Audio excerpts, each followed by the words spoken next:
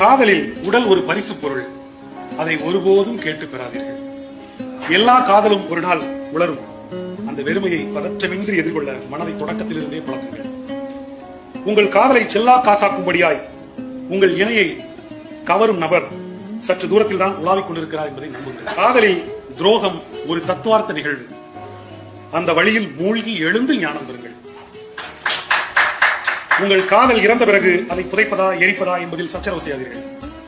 அதை கவிதைக்குள் வீசி எறியுங்கள். காதல் தான் இருப்பதிலேயே அதிக கோணங்கள் கொண்ட வடிவம். எனவே ஒருபோதும் அதை புரிந்து கொள்ளவோ விளக்கவோ முயலவே முயலாதீர்கள். எல்லோரும் போகட்டும், எல்லாமும் முடியட்டும், ஆனாலும் ஒருபோதும் உங்கள் காதலை கைவிடாதீர்கள். ஒரே வாழ்வுதான், ஓர் உடல்தான். 5 லிட்டர் ரத்தத்தில் அது ஒரு ஓரமாய் சிரித்தபடி நீந்திக் கொண்டிருக்கிறது. உங்கள் கண்கள் கரங்கள் தீண்டும் போது இணையிடம் மின்சார உணர்வு தோன்றும் வரைதான் அதன் பெயர் காதல். எனவே தான் நண்பர்களே, உங்கள் வசீகரத்தை இழந்து விடாத தூரத்தில் நின்று காதல் பெரும்பாலும் இழக்கும் போது அதனுடைய பெருமையை அடைகிறதுன்னு சொல்லுவாங்க.